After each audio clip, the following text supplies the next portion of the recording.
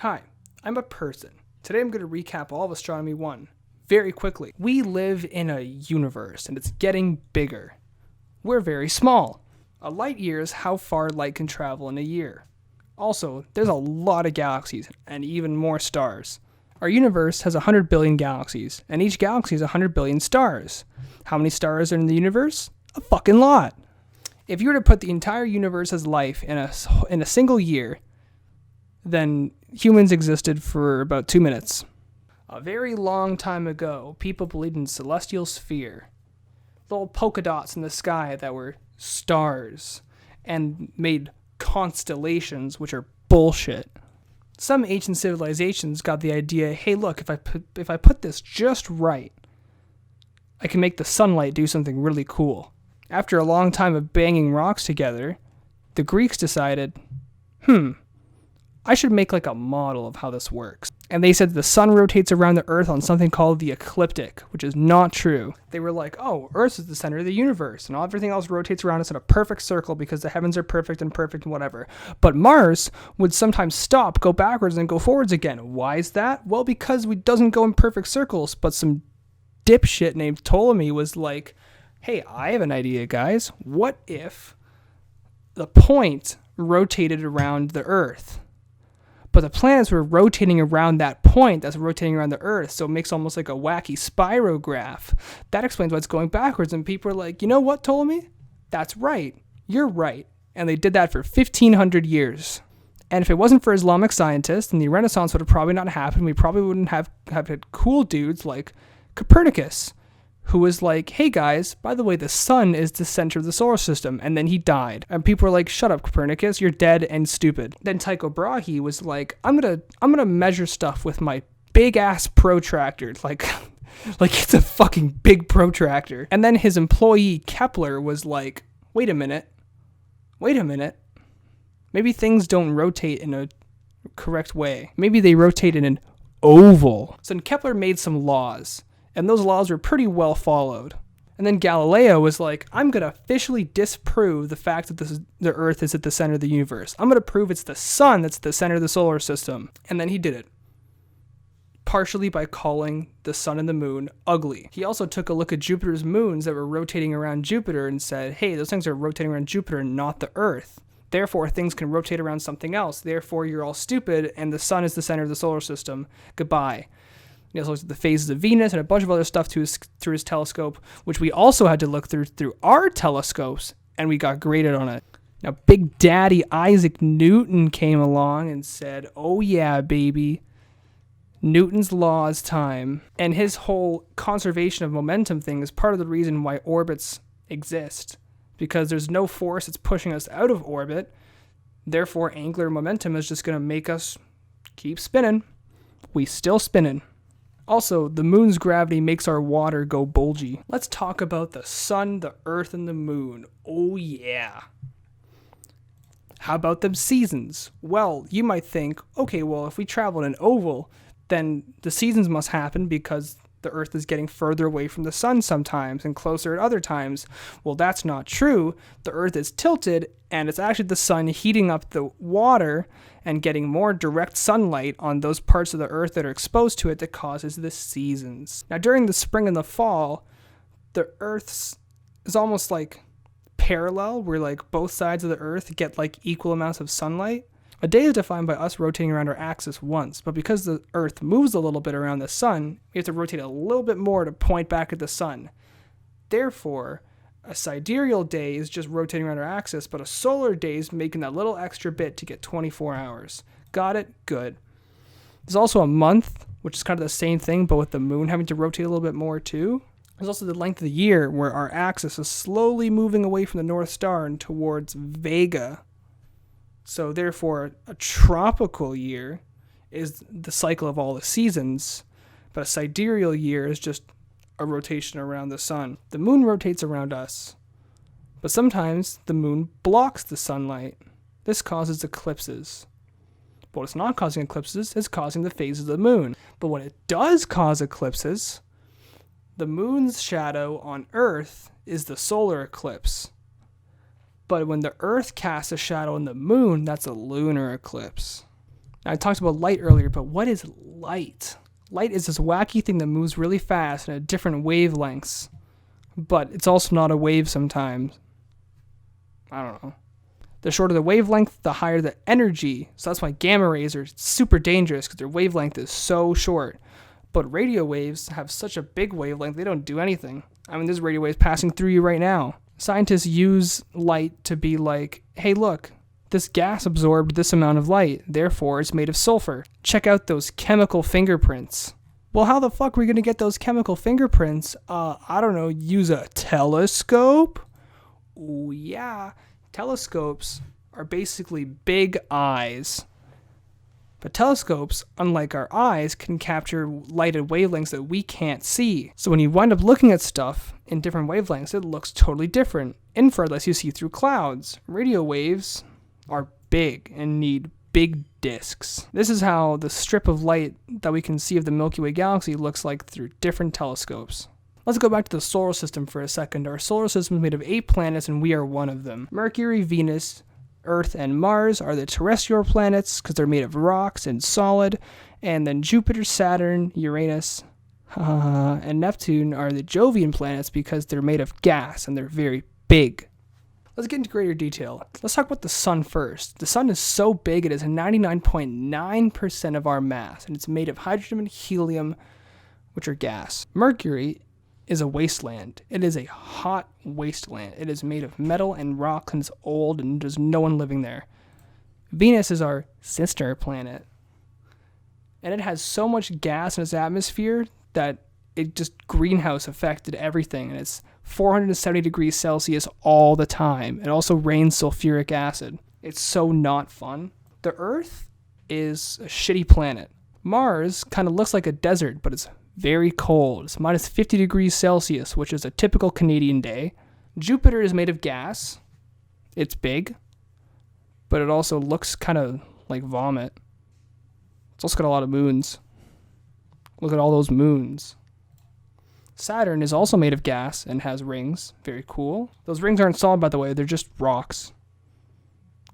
Kind of sucks. Uranus is made of gas. Uranus is tilted because it got hit by something so hard that it couldn't sit upright. Neptune is blue. Made of gas. Pluto doesn't count.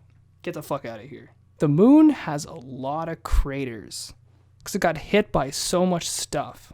Some of that stuff is pretty damn old. Of the meteorites we found, we can see that, oh, hey, look, our solar system's about 4.6 billion years old. It's not as old as your mom, though. So how was the solar system made? Well, there was a big cloud that kind of condensed and started rotating.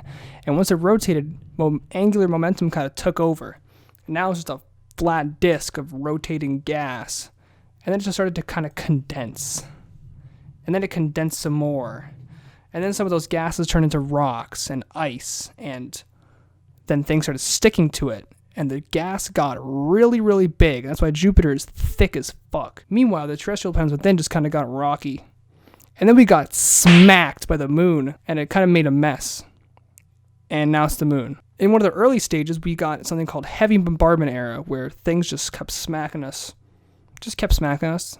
There was so much stuff smacking us. There's craters everywhere. That's why places like Mercury and the moon that are covered in craters are considered geologically dead, because nothing has came to change those craters for so many years. I mean, does Earth have all those craters? Not really. Damn, we are geologically living. How do we get our water? Well, there's a theory that some ice came out of the middle of the sky during the solar system and just hit us. Oh, it melted. Oh, would you look at that? It tastes good. It tastes like space ice. Okay, let's take a little bit of a look at the Earth some more. Why is Earth not geologically dead? Well, we have something called layers. We have the mantle, which is very, very low density, just kind of wibbly and wobbly. And because the mantle is so liquid, it rotates around our metal core, rubs around it, and rouses it, and gives us a magnetic field. Because of this, we have something called differentiation as well, where gravity just kind of takes the high density stuff and just pulls it deep down. The lower density just kind of rises up. Ain't that something? Now, how did a bunch of rocks come together and make a sphere? Well, if rock is pulled very, very slowly, then it stretches and just kind of forms into a circle. It's like Play-Doh.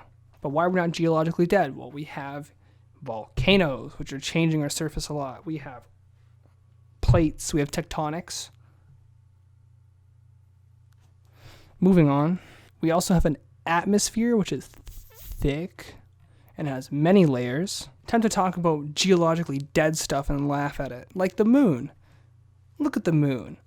These couple unknown scientists that no one's ever heard of named Neil Armstrong and Buzz Aldrin, and also the other guy that no one knows, landed on the moon and left footprints on them. Because the moon is so geologically dead, nothing's changed those footprints, so those footprints are still there. Now, why is the moon so ugly? Well, it's covered in dried lava called the Maria. Our other geologically dead place is Mercury, because it's the same thing. Nothing's happening to it. It's just kind of dead. Just craters. Although Mercury does have like a little bit of weird like old crust activity though, because I think it shrunk a little bit, and then like the plates just kind of moved and then condensed. So there's like weird lines from old tectonic plates. But other than that, the Mercury just kind of vibing. Y'all remember that face on Mars thing? It's fake. It's just poor angular resolution. Mars also has a very big pimple that's ready to pop at any moment. Not really does. It's pretty dead. Mars used to be alive, probably. I mean, shit, they got canyons, they got volcanoes. Probably used to be a pretty hustled and bustling place. Venus is terrible. You wouldn't want to live on Venus at all. I mean, shit. It's like they sent one probe to Venus and it died after like a couple minutes, I think. It didn't last very long because there's just so much garbage going on in Venus. Like, I mean, it rains sulfuric acid. There's no wind because Venus rotates around its axis so slowly. Like, a Venus day is like fucking forever. It's just kind of constantly garbage. Some people think that Mars used to have a lot of water. That sucks. I mean, Venus has very weird weather. Its atmosphere is so thick and filled with carbon dioxide. That's what's causing the fucking 470 degrees Celsius temperatures all the time. Plus, it rotates so slowly around its own axis that there's no wind. There's no Coriolis effect. Jupiter is made basically entirely of hydrogen. It's just so much hydrogen. So is Saturn. Uranus and Neptune are made of hydrogen compounds. Isn't that surprising? And although these planets have no hard surface, they still have weather. Jupiter's got a big red dot in it. It's a big-ass storm, and it's been going for a long time, and it's probably going to die soon, actually. It kind of sucks. They also have a lot of moons. Jupiter especially has 4 very famous moons. One of them looks pretty disgusting. It's also the most volcanically active thing in the entire solar system. One of them is basically a big ice ball. The other one's just a rock, and the other one's just a colder rock. Saturn also has a lot of moons, but it's got one big famous one called Titan. Titan is weird. It has an atmosphere. I mean, shit.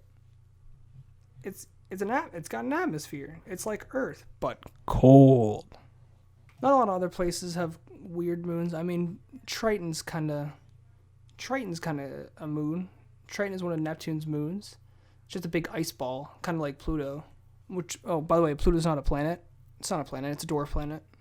We thought it was our only dwarf planet, but no, they discovered Eris as well, which also doesn't count. Eris is dumb. They more so considered Eris to be part of the Kuiper Belt. Same thing with Pluto. They're like, oh, this is part of the Kuiper Belt. It's kind of randomly rotate around the sun. They don't count. Oh, the Kuiper Belt's just kind of like a bunch of icy objects that just kind of vibe around the sun. Pluto's got some weird terrain. It's got some mountains to it. It's kind of cool. Saturn has rings because all this weird matter just kept rotating around it. It's almost like it could have been moons, but it wasn't because it's just too small. The stuff was just too small. But like there's some tiny distances between Saturn that are like almost like little tiny, they call them gap moons, which are like big things between the rings.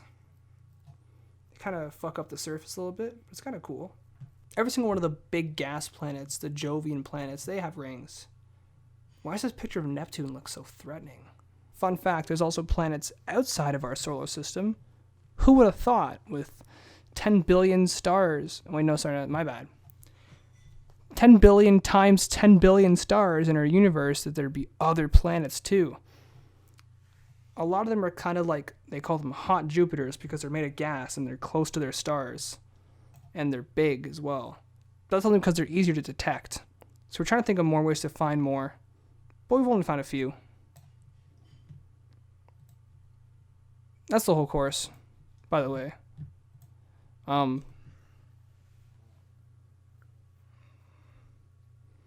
It's a good course.